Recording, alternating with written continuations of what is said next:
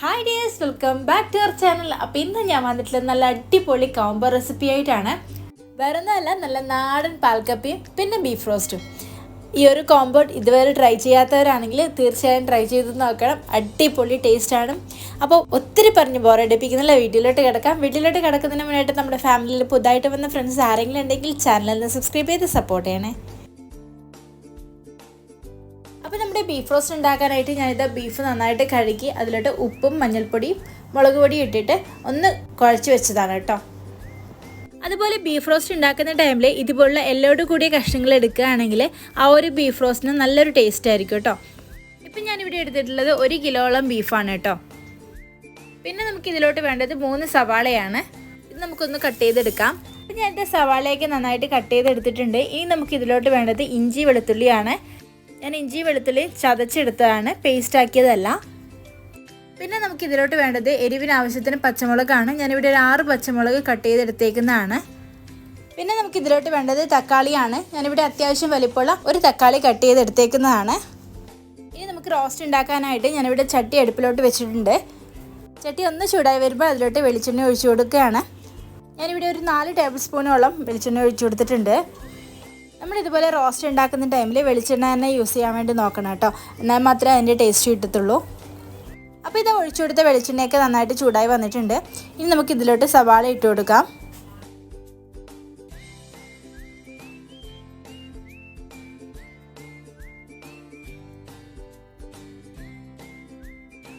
ഇനി ഈ സവാള നമുക്ക് ലൈറ്റ് ബ്രൗൺ കളർ ആവുന്നവരെ ഒന്ന് വഴറ്റിയെടുക്കണം. ഇപ്പോൾ ഇത് നമ്മുടെ സവാളയൊക്കെ നന്നായിട്ട് വഴണ്ട് വന്നിട്ടുണ്ട്. ഇനി നമുക്ക് ഇതിലോട്ട് ഇഞ്ചി വെളുത്തുള്ളി ചതച്ചത് കൂടി ചേർത്ത് കൊടുക്കാം. നമുക്ക് ഇഞ്ചിയുടെയും വെളുത്തുള്ളിയുടെയൊക്കെ പച്ചച്ചുവ മാറുന്നവരെ ഒന്ന് വഴറ്റി കൊടുക്കാം. ഇനി നമുക്ക് ഇതിലോട്ട് എരിവിന് ആവശ്യത്തിന് പച്ചമുളക് കൂടി ചേർത്തിട്ട് ഒന്നുകൂടി ഒന്ന് വഴറ്റി കൊടുക്കാം. ഇപ്പോൾ നമ്മൾ ചേർത്ത് കൊടുത്ത ഇഞ്ചിയുടെയും വെളുത്തുള്ളിയുടെയൊക്കെ പച്ചച്ചുവയൊക്കെ മാറിയിട്ടുണ്ട്. ഈ ഒരു ടൈമിൽ നമുക്ക് പൊടികളൊക്കെ ചേർത്ത് കൊടുക്കാം. ഞാനിവിടെ ഒരു 1/4 ടീസ്പൂൺ മഞ്ഞൾപ്പൊടി ചേർത്ത് കൊടുക്കുകയാണ്. ഇനി ഇതിലോട്ട് 1 ടേബിൾ സ്പൂണോളം മുളക് പൊടി ചേർത്ത് കൊടുക്കുകയാണ്. ഈ ഒരു ബീഫ് റോസ്റ്റിന് കൂടുതലായിട്ട് വേണ്ടത് കുരുമുളക് പൊടിയാണ്. ആ ഒരു കുരുമുളകിൻ്റെ ടേസ്റ്റാണ് കൂടുതലായിട്ട് ഉണ്ടാവുക. അപ്പോൾ അതുകൊണ്ട് തന്നെ ഞാനിവിടെ 1 ടേബിൾ സ്പൂണോളം മുളക് പൊടി മാത്രമേ ചേർക്കുന്നുള്ളൂ. പിന്നെ നമുക്ക് ഇതിലോട്ട് വേണ്ടത് 1.5 ടേബിൾ സ്പൂണോളം മല്ലിപ്പൊടിയാണ്. ഇനി നമ്മൾ ചേർത്ത് കൊടുത്ത പൊടിയുടെയൊക്കെ പച്ചച്ചുവ മാറുന്നവരെ ഒന്ന് വഴറ്റി കൊടുക്കാം. ഇപ്പം നമ്മുടെ പൊടികളുടെയൊക്കെ പച്ചച്ചുവ മാറിയിട്ടുണ്ട്. ഇനി ഇതിലോട്ട് നമുക്ക് തക്കാളി ചേർത്ത് കൊടുക്കാം. നമ്മൾ തക്കാളി ചേർത്ത് കൊടുക്കുന്നത് പൊടികളൊക്കെ വഴറ്റിയതിന് ശേഷം ചേർത്ത് കൊടുക്കുകയാണെങ്കിൽ പിന്നീട് നമ്മൾ വഴറ്റുന്ന ടൈമിൽ പൊടികളൊന്നും പെട്ടെന്ന് കരിഞ്ഞു പോകത്തില്ല കേട്ടോ. ഇപ്പം ഞാനിത് തക്കാളി ചേർത്ത് കൊടുത്തിട്ടുണ്ട്. ഇനി ഇത് വെന്ത് വരുന്നത് വരെ ഒന്ന് വഴറ്റി കൊടുക്കാം. ഇപ്പോൾ ഇത് തക്കാളിയൊക്കെ നന്നായിട്ട് വെന്ത് വന്നിട്ടുണ്ട്. ഈ ഒരു ടൈമിൽ നമുക്ക് ബീഫ് ചേർത്ത് കൊടുക്കാം. ഇനി ഇത് നന്നായിട്ടൊന്ന് ഇളക്കി കൊടുക്കാം. നമ്മുടെ ബീഫ് കഷ്ണങ്ങളൊക്കെ മസാലയായിട്ട് ചേരുന്ന രീതിയിൽ നന്നായിട്ടൊന്ന് ഇളക്കി കൊടുക്കാം. ഈ ഒരു ടൈമിൽ നമുക്ക് ആവശ്യത്തിന് ഉപ്പ് കൂടി ഇട്ട് കൊടുക്കാം. ഇപ്പം ഞാനിത് നന്നായിട്ട് ഇളക്കി യോജിപ്പിച്ചിട്ടുണ്ട്. ഇനി ഇത് നമുക്ക് അടച്ചു വെച്ച് വേവിച്ചെടുക്കാം. ഇപ്പം ഞാനിതിലോട്ട് ഒട്ടും വെള്ളം ഒഴിക്കുന്നില്ല കേട്ടോ. വെള്ളം ഒഴിക്കാതെ നമുക്കൊന്ന് ജസ്റ്റ് ഒന്ന് അടച്ചു വെച്ച് വേവിക്കാം. ഈ ഒരു ടൈമിൽ നമ്മൾ ഒട്ടും വെള്ളം ഒഴിക്കേണ്ട ആവശ്യമില്ല. ആ ബീഫ് കഷ്ണങ്ങളിൽ നിന്ന് തന്നെ വെള്ളം നന്നായിട്ട് ഇറങ്ങി വന്നോളൂ. ഇപ്പം ഞാൻ അടച്ചു വെച്ചിട്ടൊരു 3-4 മിനിറ്റൊക്കെ കഴിഞ്ഞിട്ടുണ്ട്.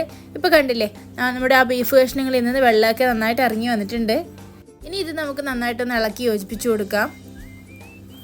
നിങ്ങൾ ചട്ടിയിലാണ് ഉണ്ടാക്കുന്നതെങ്കിൽ നമ്മൾ വേവിക്കുന്ന ടൈം ഫ്ലെയിം നന്നായിട്ടൊന്ന് കുറച്ച് വെക്കണം കേട്ടോ, ഇല്ലെങ്കിൽ അടി പിടിക്കാനുള്ള ചാൻസ് ഉണ്ട്. പ്രത്യേകിച്ച് നമ്മൾ ഒട്ടും വെള്ളം ഒഴിക്കാതെ വെക്കുമ്പോൾ അതൊരു അടിയിലോട്ട് പിടിക്കാനുള്ള ചാൻസ് കൂടുതലാണ്. ഇനി ഈ ബീഫ് കഷ്ണങ്ങളൊന്ന് സോഫ്റ്റായി കിട്ടാനായിട്ട് ഞാൻ ഇതിലോട്ട് 1 ടേബിൾ സ്പൂണോളം വിനാഗിരി ചേർത്ത് കൊടുക്കുകയാണ്. ഇൻ കേസ് നിങ്ങളുടെ കയ്യിൽ വിനാഗിരി ഇല്ലാന്നുണ്ടെങ്കിൽ ഇതിന് പകരമായിട്ട് 1 ടേബിൾ സ്പൂണോളം ചെറുനാരങ്ങ നീര് ചേർത്ത് കൊടുത്താൽ മതി. ഇനി ഇത് നന്നായിട്ടൊന്ന് ഇളക്കി കൊടുക്കാം. ഇനി ഞാനിതൊന്ന് അടച്ചു വെച്ച് വേവിച്ചെടുക്കുകയാണ്. ഇപ്പോൾ ഇത് ബീഫിലെ വെള്ളമൊക്കെ നന്നായിട്ട് വറ്റി വന്നിട്ടുണ്ട്. ഈ ഒരു ടൈം നമുക്ക് ബീഫ് വേവാൻ ആവശ്യത്തിന് തിളച്ച വെള്ളം ഒഴിച്ചു കൊടുക്കാം. ഇനി ഇത് നന്നായിട്ടൊന്ന് ഇളക്കിയെടുത്തതിന് ശേഷം ഒന്നുകൂടി ഒന്ന് അടച്ചു വെച്ച് വേവിച്ചെടുക്കാം. ഈ ഒരു ടൈം ലോ ഫ്ലെയിമിലിട്ട് വേണം വേവിച്ചെടുക്കാനായിട്ട്. ഇപ്പം നമ്മുടെ ബീഫൊക്കെ നന്നായിട്ട് വെന്ത് കുറുകി വന്നിട്ടുണ്ട്. ഈ ഒരു ടൈമിൽ നമുക്ക് 1 ടീസ്പൂണോളം കുരുമുളക് പൊടി ചേർത്ത് കൊടുക്കാം. ഇനി ഇത് നന്നായിട്ടൊന്ന് ഇളക്കി കൊടുക്കാം.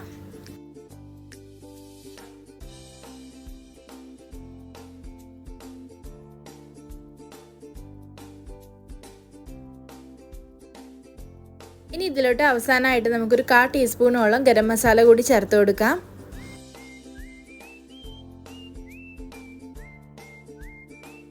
ഇനി ഇതിലോട്ട് കറിവേപ്പിലയും മല്ലിയിലയും ചേർത്തതിന് ശേഷം നമുക്ക് ഫ്ലെയിം ഓഫ് ചെയ്യാം. ഇപ്പം നമ്മുടെ ബീഫ് റോസ്റ്റ് ഇവിടെ റെഡി ആയിട്ടുണ്ട്. ഇനി നമുക്ക് പാൽക്കപ്പ ഉണ്ടാക്കാം. അതിനായിട്ട് ഞാനിതാ 800 ഗ്രാമോളം കപ്പ എടുത്തിട്ടുണ്ട്. അത് ഞാൻ തൊലിയൊക്കെ കളഞ്ഞ് കട്ട് ചെയ്തെടുത്തേക്കുന്നതാണ്. ഈ ഒരു രീതിക്ക് വേണം കട്ട് ചെയ്തെടുക്കാനായിട്ട്. ഇനി ഈ കപ്പ നമുക്കൊന്ന് വേവിച്ചെടുക്കണം. അതിനായിട്ട് ഞാനൊരു പാത്രം അടുപ്പിലോട്ട് വെച്ചിട്ടുണ്ട്. അതിലോട്ട് ഞാൻ കപ്പ വേവാൻ ആവശ്യത്തിന് വെള്ളം ഒഴിച്ചു കൊടുത്തിട്ടുണ്ട്. ഇനി നമുക്ക് അതിലോട്ട് ആവശ്യത്തിന് ഉപ്പ് ചേർത്ത് കൊടുക്കാം. ഈ ഒരു ടൈം തന്നെ നമ്മൾ ഉപ്പ് ചേർത്ത് കൊടുക്കണം കേട്ടോ. എന്നാൽ മാത്രമേ കപ്പയിലോട്ട് ഉപ്പ് നന്നായിട്ട് പിടിക്കുകയുള്ളൂ. ഇനി ഈ വെള്ളം ഒന്ന് നന്നായിട്ട് തിളച്ച് വരണം. ഇപ്പം നമ്മുടെ വെള്ളമൊക്കെ നന്നായിട്ട് തിളച്ചിട്ടുണ്ട്. ഇനി ഇതിലോട്ട് നമുക്ക് കപ്പ ഇട്ട് കൊടുക്കാം.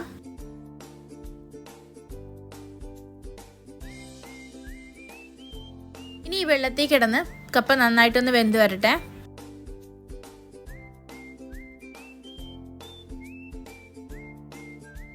ഇപ്പം നമ്മുടെ കപ്പയൊക്കെ നന്നായിട്ട് വെന്ത് വന്നിട്ടുണ്ട്. ഈ ഒരു രീതിയിൽ വേണം വേവാനായിട്ട്. ഇനി ഈ കപ്പ വേവിച്ച വെള്ളം നമുക്കൊന്ന് കളഞ്ഞെടുക്കാം. ഇനി പാൽക്കപ്പ ഉണ്ടാക്കാനായിട്ട് നമുക്ക് മെയിനായിട്ട് വേണ്ടത് തേങ്ങാപ്പാലാണ്. അപ്പോൾ അതിനായിട്ട് ഞാനിത് 1 കപ്പോളം തേങ്ങ എടുത്തിട്ടുണ്ട്. ഇനി നമുക്ക് ഈ തേങ്ങാപ്പാൽ പിഴിഞ്ഞെടുക്കാം. ഇപ്പം ഞാനിത് തേങ്ങാപ്പാലൊക്കെ പിഴിഞ്ഞെടുത്തിട്ടുണ്ട്. ഈ ഒരു തേങ്ങാപ്പാൽ 1-ാം പാൽ 2-ാം പാൽ എന്നിട്ട് വേർതിരിച്ചെടുക്കേണ്ട ആവശ്യമൊന്നുമില്ല. ഒറ്റ രീതിയിൽ എടുത്താൽ മതി. അപ്പോഴേക്കും ഞാനിത് കപ്പയുടെ വെള്ളമൊക്കെ കളഞ്ഞെടുത്തിട്ടുണ്ട്. ഇനി ഇതിലോട്ട് നമുക്ക് ഒരു ചെറിയ കഷ്ണം ഇഞ്ചിയും 1 പച്ചമുളകും ചതച്ചത് ഇട്ട് കൊടുക്കാം. ഇനി ഇതൊന്ന് നന്നായിട്ട് ഇളക്കി കൊടുക്കാം.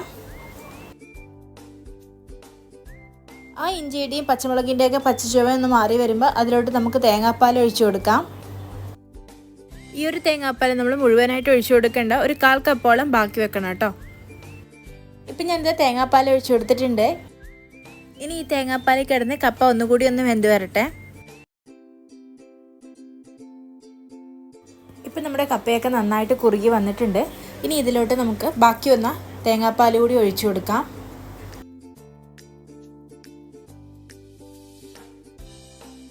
ഇനി ഈ തേങ്ങാപ്പാൽ ജസ്റ്റ് ഒന്ന് തിളച്ചതിന് ശേഷം നമുക്ക് തീ ഓഫ് ചെയ്യാം. ഇപ്പം ഞാൻ എൻ്റെ ഫ്ലെയിം ഓഫ് ചെയ്തിട്ടുണ്ട്.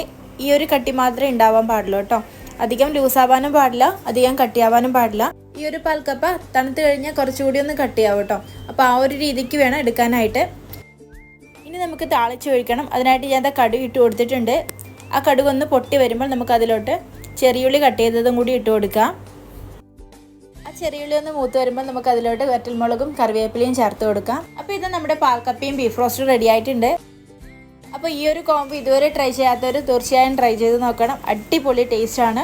അപ്പോൾ ഇന്നത്തെ വീഡിയോ ഇത്രയേ ഉള്ളൂ. ഇനിയും ഇതുപോലെ നല്ല നല്ല വീഡിയോസുമായിട്ട് ഞാൻ നിങ്ങളുടെ മുന്നിൽ എത്തുന്നതായിരിക്കും. Till then take care, by.